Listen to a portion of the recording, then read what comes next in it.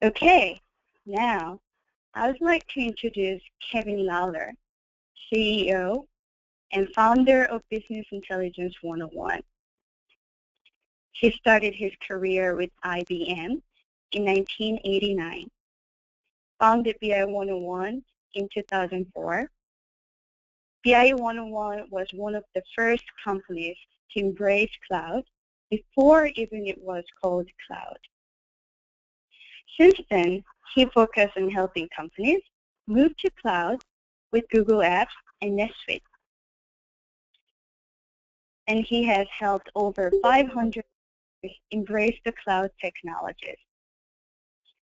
Now, Kevin will explain what cloud means to enterprise and why your business needs to move to the cloud. All right, thank you, Cheryl.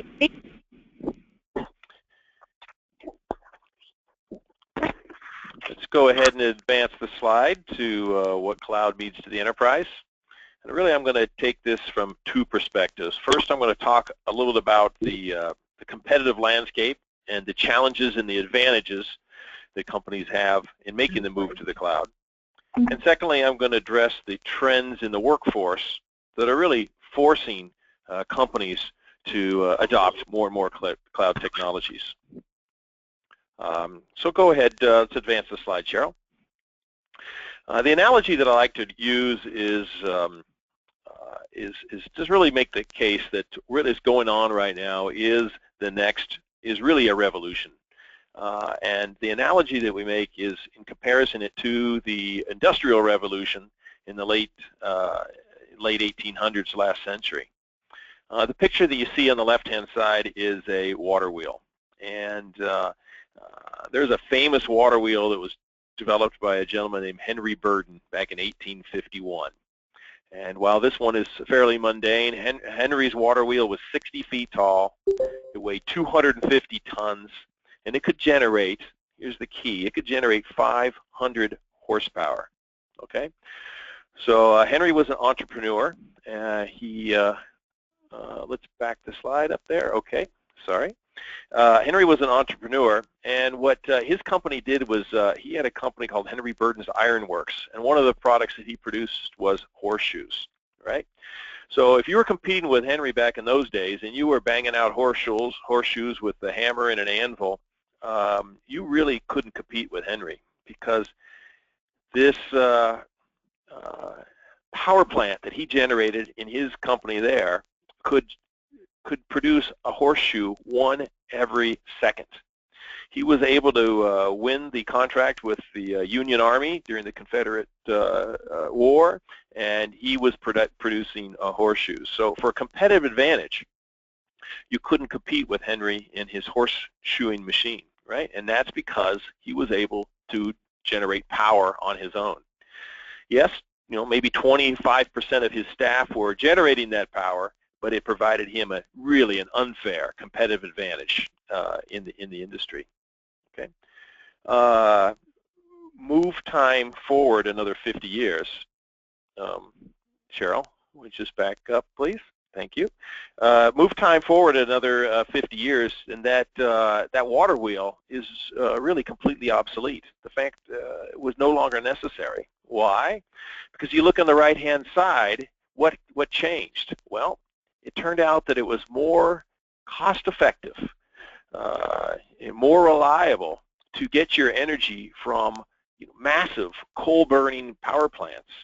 You could put your factory wherever you wanted to, maybe closer to where the natural resources were because of the alternating current in these power lines that were able to transmit power over great distances. Right? The same analogy is taking place in the computer revolution. Right? Nobody will argue that when the computers automated the tasks that people were doing by hand and through ledgers, it provided companies a tremendous competitive advantage. And companies are continuing to leverage that.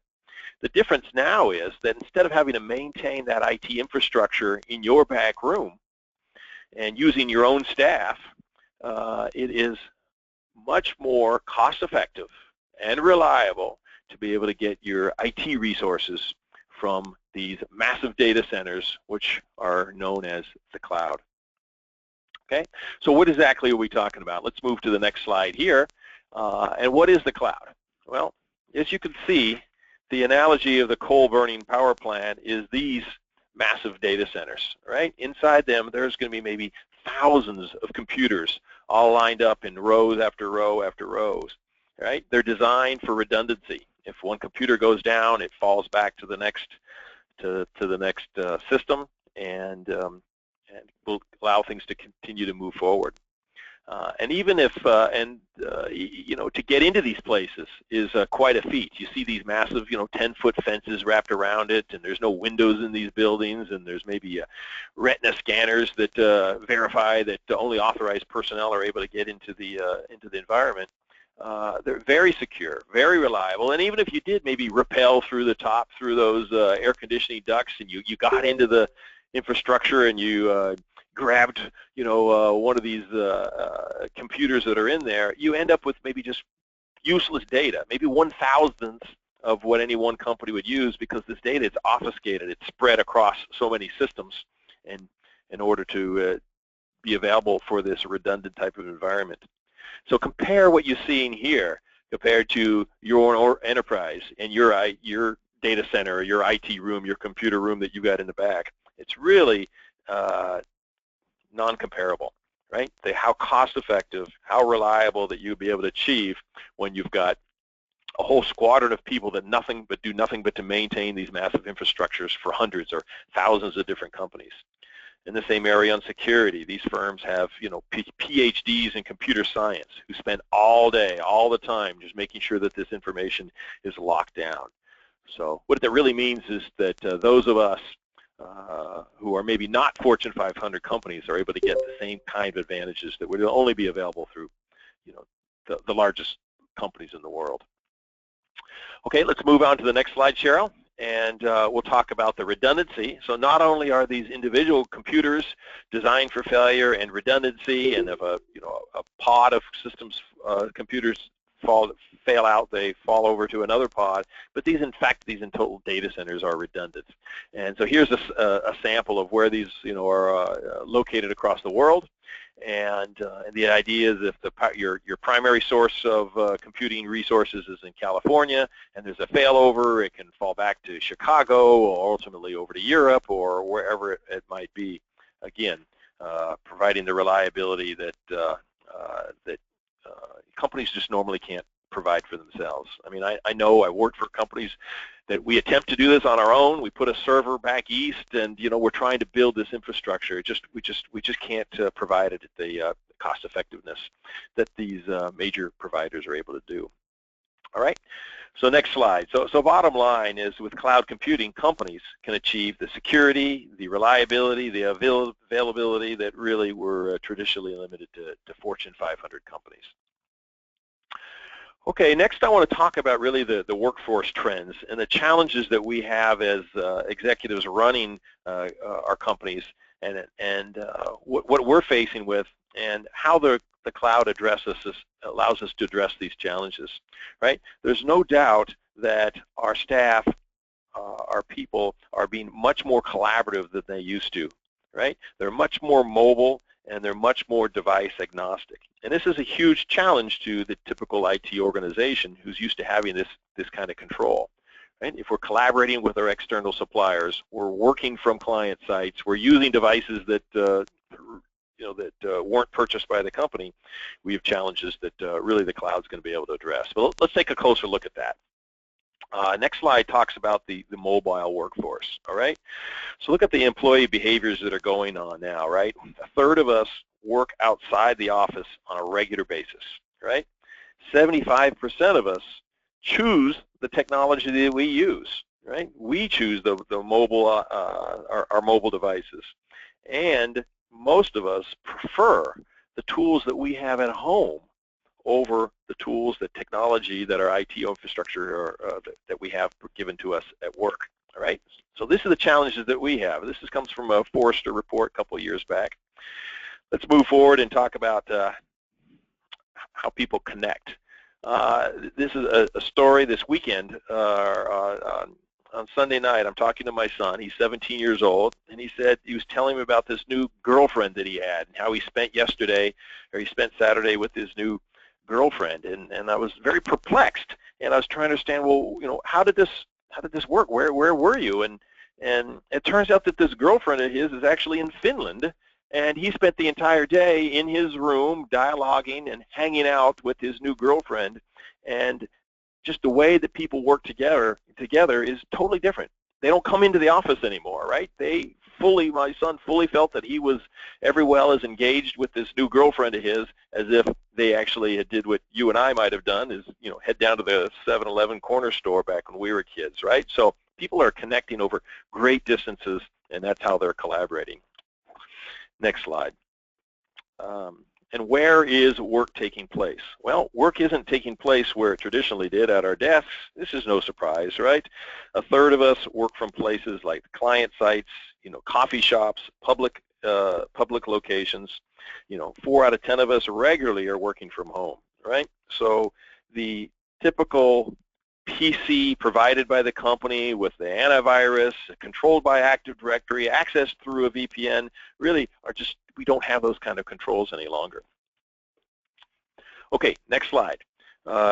Multiple devices, right? So the average worker today doesn't just access it through company assets through their PC. They're using smartphones, they're using tablets, and they're consistently working across these different devices. So to be able to have to access data traditionally was maybe sitting on one's C drive is no longer available, right? And no longer an option, because I need to be able to have that information whether I'm on my tablet, whether I'm on my smartphone, whether I'm on my desk, whether I'm at a client site. So how are we going to address all of that? Okay, next slide.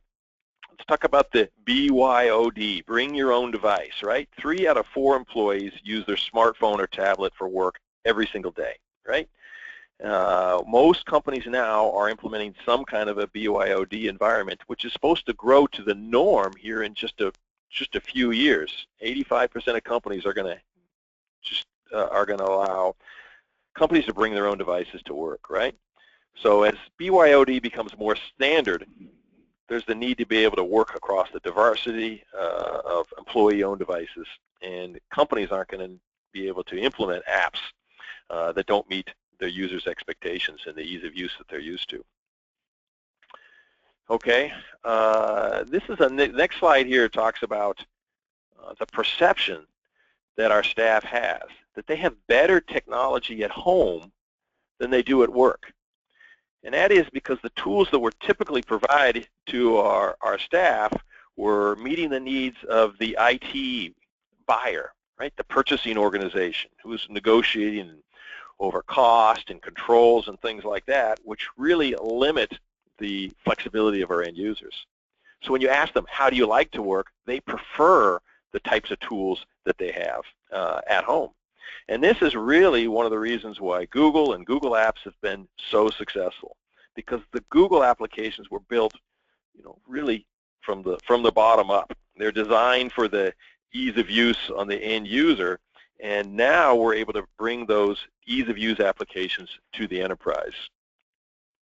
Let's go to the next slide here, Cheryl. We can wrap up, and that's really the how we're going to transition this presentation, because Google Apps has taken the tools that the workers are using at home and really making them available for work, right? You can work anywhere, anytime, any kind of a platform, and really have the kind of collaboration and real-time communication that your workers demand, or what they're getting, just like my son Scott did over the weekend with his friends. Okay, so to talk a little bit more about this, let me turn this back over to Cheryl, and she'll make the transition specifically over to the Google offering. Great explanation of what Cloud Master Corporation. Thank you, Kevin. Cloud helps your business work more efficiently and productively. Then, how do we tell if Google Apps is right for us, and how can it help your business lower IT costs? Now, I'd like to invite David Heyman, Technical Account Executive, a certified Google Administrator, to hear the answers for this question. Please welcome David Heyman.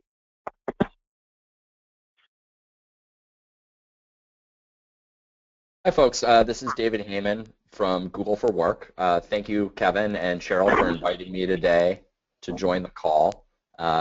Kevin, I think that's a great opportunity to transition and talk a little bit more about how you might be able to tell if Google Apps is the right solution for your organization. Cheryl, if you could just advance the slide for me, please. And one more. Thanks. So as Kevin really discussed, the past couple of years have seen a kind of a rapid shift in the cloud landscape. Simply put, a move to a cloud-based technology is often now a huge part of scaling your business. Cloud solutions like Google Apps allow you to punch above your weight line and access resources and IT tools that you've never had access to before. Kevin alluded to, opening access up to tools that have really only been available to, elite Fortune 500 organizations. The promise of Google Apps is really, the ability to have those same tools, deployed in enterprises large and small. Here at Google, I work with organizations of just a handful in the case of some startups to very mature enterprises that have been around for decades or more. I think that moving into cloud-based technologies is just a critical way that an organization can remain competitive and indeed must remain competitive as we move forward. Next slide, please. And Kevin shared some really interesting statistics about allowing employees to work from anywhere and everywhere. Increasingly, clients that I work with and that Business Intelligence works with satisfy organizations that have remote workers or field workers. Indeed, many of my organizations that I serve are actually going to be primarily virtual officing organizations, meaning they have no brick and mortar location for an organization to come together. There is no, water cooler talk. There is no all hands meeting in the traditional sense. You need to provide services that allow your organization to come together in a meaningful manner, but a virtual manner. So whether they're on the road, in front of clients, vendors, partners, customers, or they're working from home regularly, geography really doesn't matter anymore, allowing companies to make use of the best possible talent wherever they reside. And next slide, please. I think one of the things that really gets me excited about our offering is really the reputation that stands behind Google products. This is an infrastructure that receives billions of dollars of investments every single year. Kevin did an excellent job of giving an overview of what our infrastructure looks like. We have some of the world's best engineers constantly focused on very specialized aspects of that infrastructure in ways that your IT leader and your typical enterprise or organization just doesn't have the bandwidth to do. So a good example is on the case of security and privacy. Google actually employs over 500 full-time software engineers at no small cost to ensure that we are providing the most cutting-edge offering in an area like security and privacy. Certainly, two things that are incredibly important to my enterprise customers. We do have a 99.99% uptime guarantee, and the reason that we're able to provide that guarantee is simply because our cloud infrastructure is so redundant. Kevin showed that map of our data centers all over the world. That redundancy is built into everything that goes on here at Google, and Google for Work's offering, Google Apps, is no exception there. And that reliability is also bolstered with an incredibly smart spam filter. IT leaders on this call may remember a company called Postini. Postini was acquired by Google a couple of years ago, and we've since rolled their kind of best in industry spam filtering products into Google Apps. so that that is a baked-in part of your experience. So you're no longer kind of looking outward for an additional solution to protect your organization on this front. And most importantly is we're using scale. So we have nearly 1 billion users on this infrastructure today, over 2 million paying business customers as well. And all of that knowledge really helps us get very smart and intelligent around threats to your business to make sure that you know, a malicious message or a attachment containing a virus would never even reach your user base. Next slide, please. So, you know, I think the most exciting part of Google Apps is really the fact that it is a comprehensive offering. Many of my conversations used to start primarily around an email need. You know, David, we're looking at a hosted email solution. Would Google Apps be a good fit for our business? I think today those conversations are a little bit more diverse, and they probably include conversations around a file storage tool, a productivity suite, a communications tool. And these are areas where Google Apps is really you know, a comprehensive product and a platform for your business. So whether it's communication tools like our email offering, Gmail, or you know, a tool like Google Hangouts for video conferencing, for presentations, for remote desktop controlling, or you're talking about aspects of our productivity suite, tools like Google Docs, Google Sheets, Google Slides. You really do have a full end-to-end solution for many core IT needs. And you know, if you are a business leader looking to spend your dollars in the most cost-efficient way possible, Google Apps represents an enormous opportunity to really efficiently invest those funds so that your organization is getting the most bang for their buck. And next slide, please, Cheryl. And this is something that I really got to experience firsthand when I joined the team here at Google. But the peace of mind that you get when you're doing business with Google is tremendous. Just as an aside, I have a father who runs a small business. He recently made a move to Google Apps. He is a very big stickler on things like support and customer service. The feedback that I've gotten from him is tremendous, and I actually sit very close to our support team here in Mountain View. It's a global organization. The 24/7 support that we provide administrators is best in the business. We do provide an actionable resolution to something like 90+% of issues reported, and typically they're not you know, our system is down, but rather how do I do this or that or access this feature in my admin console, your home base for administering a Google Apps account. And then, you know, for the life of your subscription to services like Google Apps, you know, you not only have the support offered by a firm like Business Intelligence 101, but you also have, you know, Googlers who, you know, will work with the organization to really make sure that you're well taken care of. So whether that's, you know, engineering resources, account management resources, you have a pretty wide network of folks who are, you know, really committed to making sure that long term you not only deploy the product well in your IT environment, but that you receive the necessary training and change management training to really get users to adopt these tools so that this is an investment that makes a lot of sense in your business. And again, you guys are able to kind of realize the fullest benefits of Google.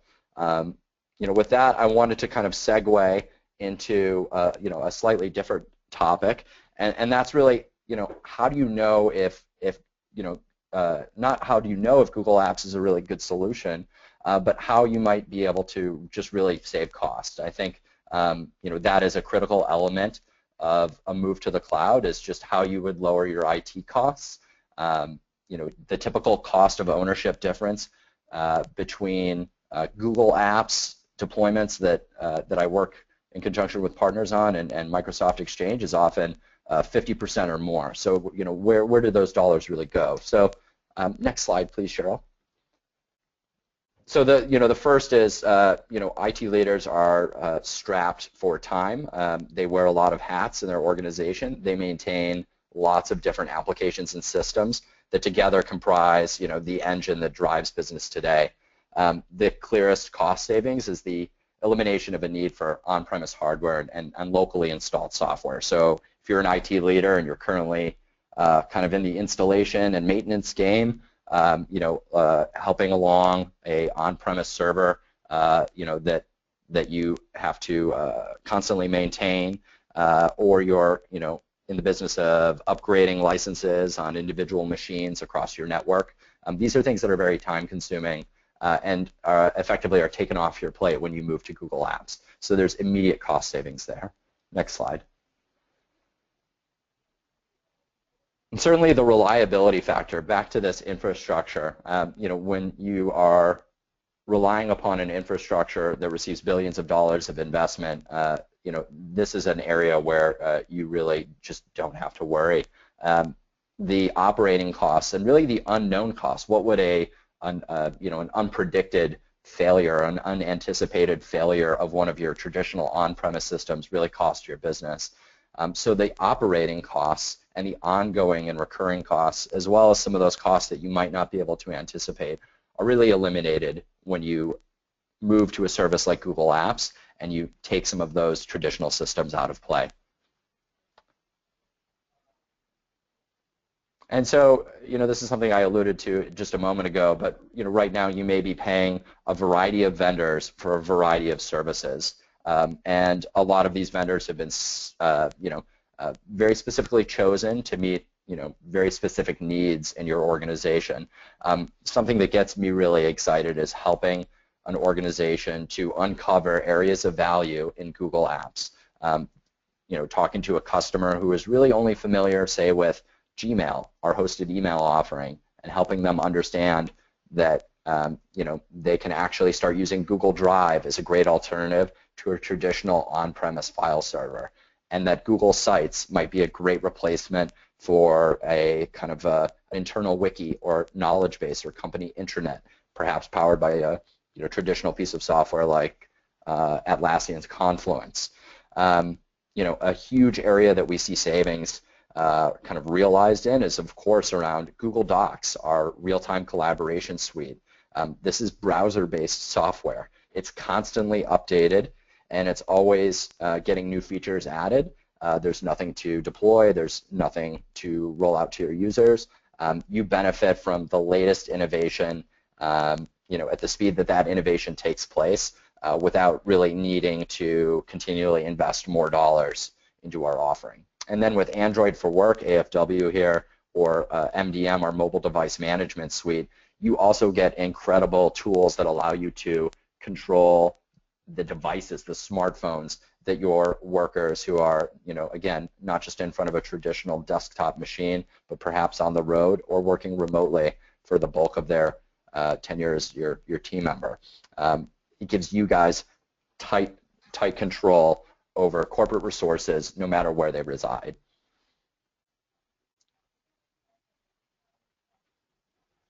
And I'm going to turn this back over to Kevin, but I'm going to stay on the line to field any questions. I do appreciate everyone's time, and thank you again. Great, thank you for your presentation, David. Now we have heard more about cloud and Google Apps. What's the next step? Find out more about your company's cloud readiness with this assessment. I'll turn it back over to Kevin to walk you through step by step. Kevin? Okay, thanks, Cheryl. Yeah, let's move the slide forward here. So now we've heard about what the cloud means to the enterprise, what Google has to offer, and now we're going to talk about are we ready? Does it make sense for you? And this is something that we put together, Business Intelligence 101, is our cloud readiness assessment. The idea is to really answer that question of how I can best get started and what makes sense for me.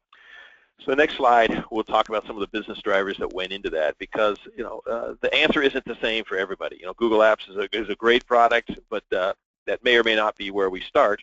So what we help companies do is put together a cloud strategy that's unique to their particular company. And these are the 6 factors that go into that process, right?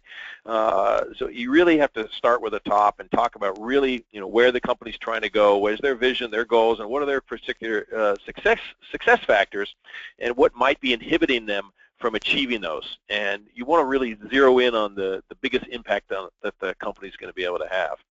So on top of the drivers is where you want to focus. You have to ask your questions about the feasibility, both technical and organizational feasibility.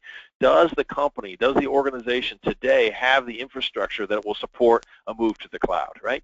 Do they have access to high-speed internet, right? Do they have the support of management? Do they have the willingness to make those kinds of changes, right? Do you know, what are the business processes? What are the that need to be adjusted? What are the human skills that we're dealing with, right? So it's really, we look at the people and the willingness to change, as well as the technical infrastructure that we have in place. Is basically, do we have a facility, the feasibility to move forward? One major issue is compliance. We always have to understand what are your particularly industry vertical compliance issues that you're faced with, and depending on certain things, whether you're faced with different types of compliance regulations, there's some limitations as to where you can store data, and we have to take those into consideration. So based on looking at those, you know, 4 factors up above, then we start making the analysis that says, are you potentially a fit for a public cloud solution like Google Apps? Or do we need to look at a private cloud where maybe you're hosting that material on your content on a particular data center that's, you know, more tightly under your control? Or a lot of companies find there's a hybrid between the two. Other issues that we have to work through is uptime assurance. What kind of a business are you? Are you in an environment where your users can be down for a certain period of time? And if not, you know, what do we have to build into that? Especially if we're looking at a private cloud or a hybrid type of environment, what are we going to do to to talk about uptime assurance? So we tried to gather all these things together and put together what we call a cloud readiness assessment. And it kind of started with the concept of kind of your credit score, right? The idea is the higher that your cloud readiness score is, the more likely that your organization is going to be able to benefit from the cloud. So we've had, dozens, if not hundreds, of companies by this time who've gone through the assessment, and I'm going to give you an opportunity to go through this as well. And the range goes from a potential 0 to 1,000. I think the lowest we've seen so far was 320, with the highest of being 844, right? So let me talk to you a little bit about what that means. So let's take a closer look on the next slide, because it's not just a rating between 1 to 1,000, because there's really 2 factors. And so this slide kind of we kind of took a little from the Gartner's Magic Quadrant, who many of you are familiar with, and we combined the ability to execute with the critical need. So back when we looked at those main business drivers, one of the key questions we asked is, do you have the infrastructure? Do you have the ability to move forward with a cloud strategy? If we were to move forward. And for 39% of the companies out there, the answer is actually no, they don't. And this is getting to be less and less as access to high-speed internet becomes more and more available. But there are still companies that either don't have the technical feasibility, or they don't have the staff that'll support that kind of a move. The other, across the horizontal axis, is the need, right? Where we look at how well are your current infrastructure meeting your needs, right? And if you have an on-premise solution and it's completely meeting all your needs, it's working great, you're at the current version of it, maybe you've just made an investment there and it's going well, that's maybe not the place that we're going to start, right? And your needs for to make a move there aren't as critical as otherwise might be the case. So depending on, and we just, pretty simple, is we take, 50% is where we put the line, and if 50% of the respondents are above or below or whatnot, we try to constantly adjusting to see where you fall in. But basically, you're going to fall into 1 different quadrants. Those folks who have the need and they have the ability to execute, they're the folks that are going to make the most sense to make the move right away. They're going to be the leaders, all right? And we're seeing a lot of that. But a lot of companies also kind of fit into this visionary category, where they maybe don't have that compelling, urgent need to make a move right now, but they know that the cloud offers them the flexibility, offers them the option to adjust to the future that they don't really know what's coming down the pike. And those are the visionaries, who if they do decide to move forward with the cloud, they know that it's not a need that's driven, it's more of a vision to move forward with, right? So those in the bottom right, maybe they have the need, but they don't have the infrastructure. Those are the folks that are in the toughest position, right? Because they need to make the move, but they either don't have the support or they don't have the infrastructure to make that happen. And we call those powerless. The bottom left-hand corner talks to those that maybe don't have the need and they don't have the ability to execute, so they're kind of unconcerned at this point in time. Okay, so really you can ask yourself, where do I fit in this? You may have a gut assessment, but I invite you to write down that link below, bi101.com/cloud-readiness, and you can walk through that, and we'll send you a report back that shows how you wind up, right? So that's a good plan for you to determine, how do I get started? Okay, so that's what I had prepared. I'm going to turn it back over to Cheryl, and she can wrap up with any outstanding questions that any of you may have. Thank you, Kevin, for your presentation. Our mission is to eliminate the pain of computer infrastructure and enable the gain of efficiency, mobility, and innovation.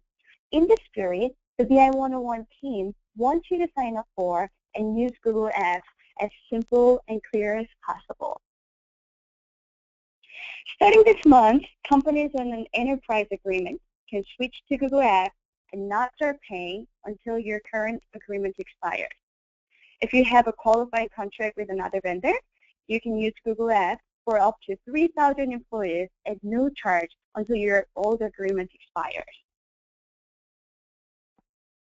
The BI101 team can help you make this change.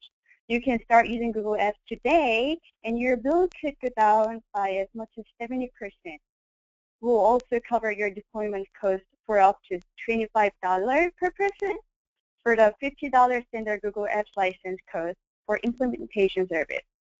At the end of the day, we want to help your business work the way you choose and build what's next.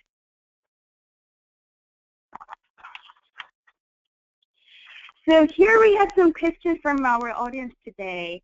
So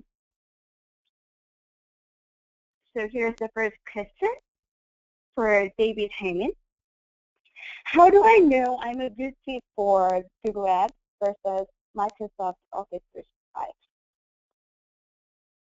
That's a great question, and thank you. That's actually a question that I get in my role from just about everyone that I work with, and I think any IT leader evaluating a kind of core cloud solution should, take a good look at what's available and what's in the market.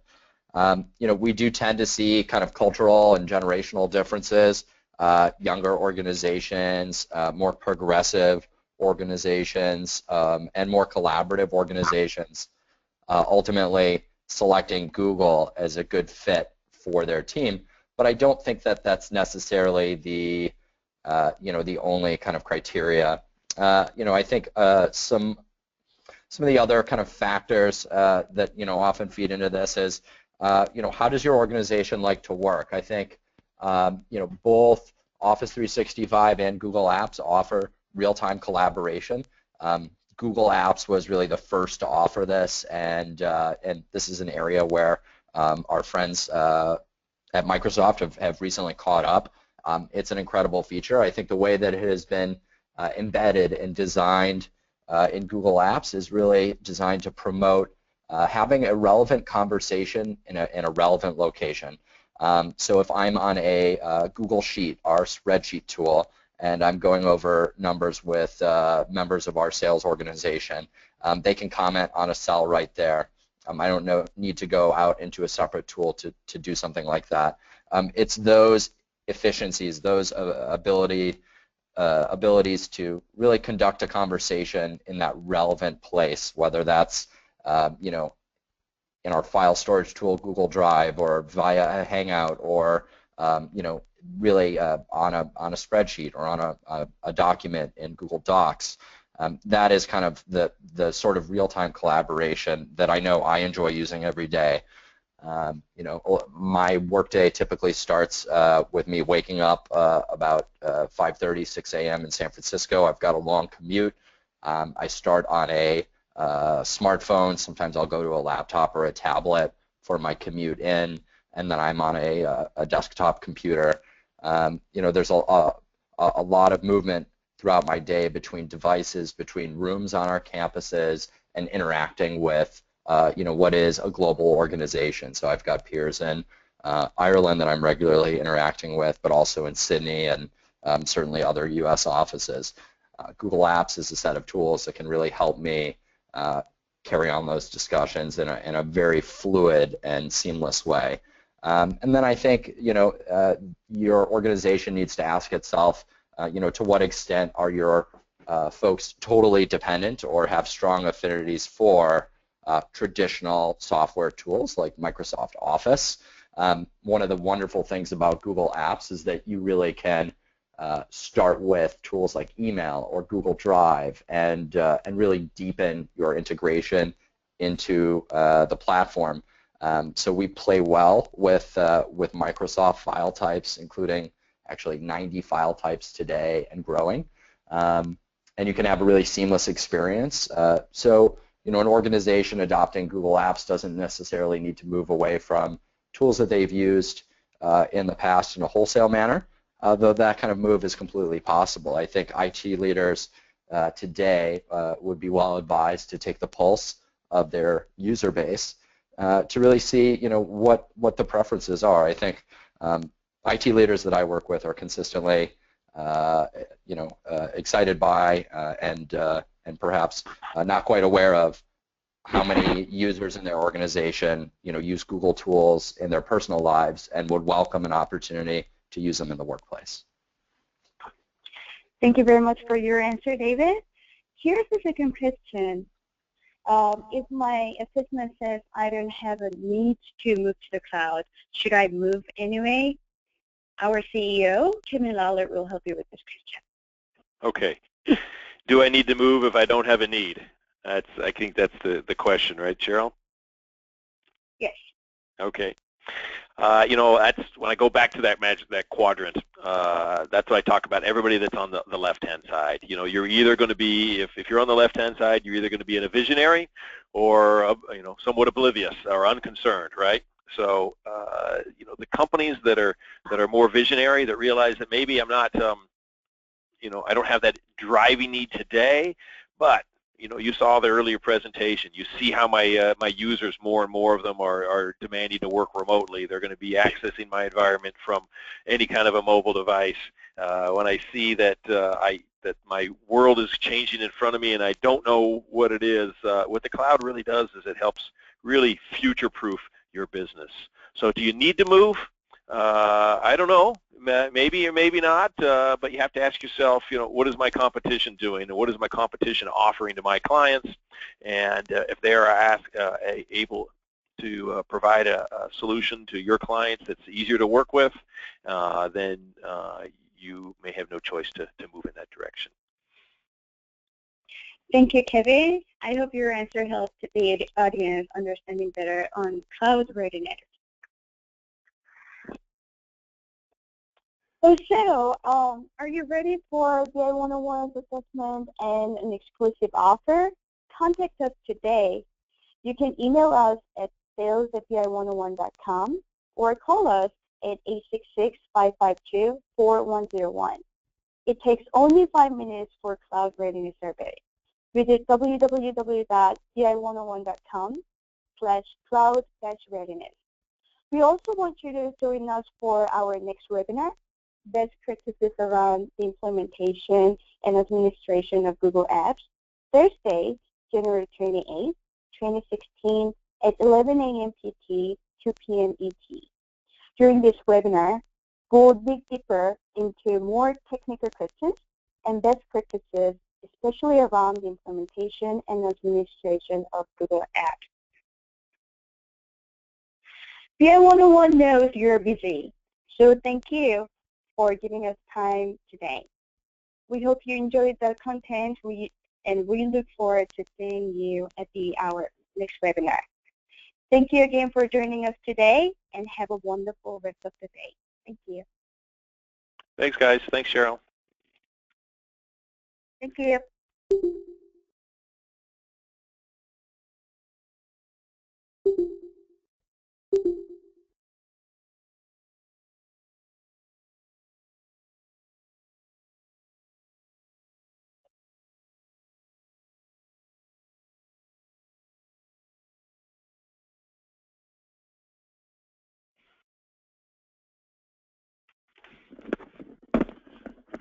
Oh.